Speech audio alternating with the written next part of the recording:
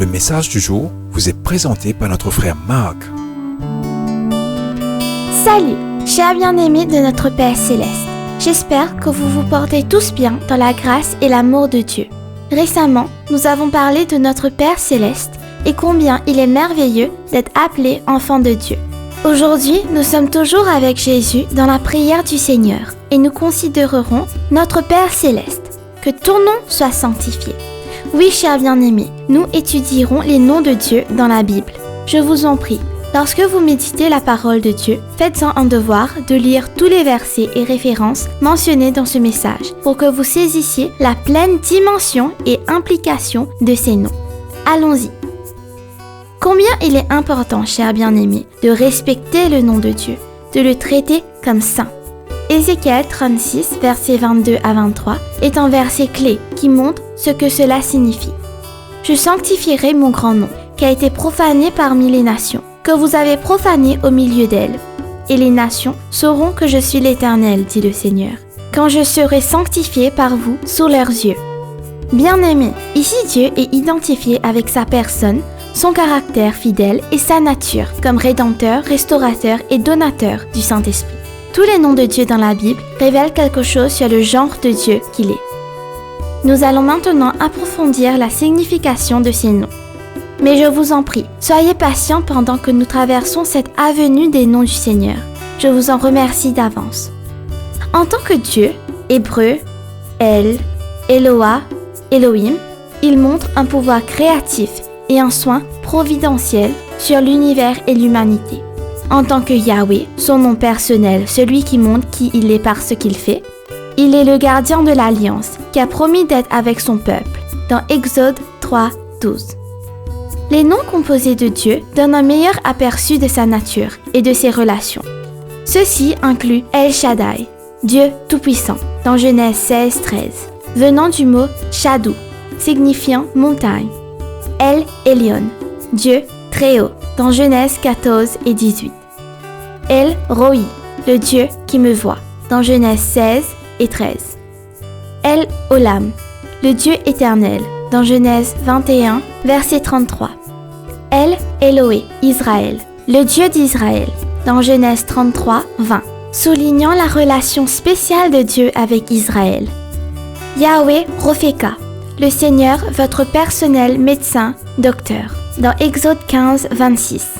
Yahweh Nissi, le Seigneur ma bannière, dans Exode 17, 15. Yahweh Shalom, le Seigneur est paix, dans Juge 6, 24.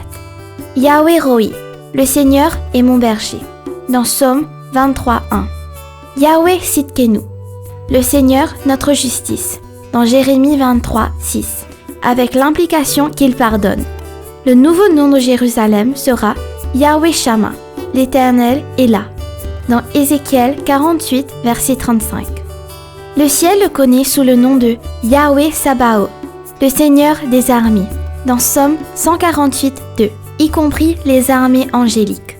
D'autres noms appliqués à Dieu dans la Bible incluent Seigneur, Adonai, l'Ancien des jours, un titre qui lui est appliqué par rapport avec son jugement et son règne sur les royaumes de ce monde, dans Daniel 7, verset 9 et Daniel 13 et 22. Le Seigneur d'Israël, Kedosh Israël, utilisé 29 fois par Isaïe.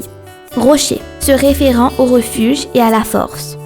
Le Père, Abba, Rédempteur, Maître, Propriétaire, le premier et le dernier, parlant de son règne sur l'ensemble court de l'histoire. Tous ces noms montrent que Dieu mérite d'être traité comme saint, approché et mentionné avec révérence. Il est différent de tous les concepts humains, de Dieu ou de divinité. Il est tellement plus grand, plus sage et meilleur que tout ce que l'esprit humain puisse concevoir. Bien-aimés, pour conclure aujourd'hui, peut-être vous demandez-vous pourquoi j'ai développé la litanie de ces noms. J'ai un double objectif. Tout d'abord, je voulais vraiment partager cela avec vous sur la base du partage de tout ce que Dieu me donne.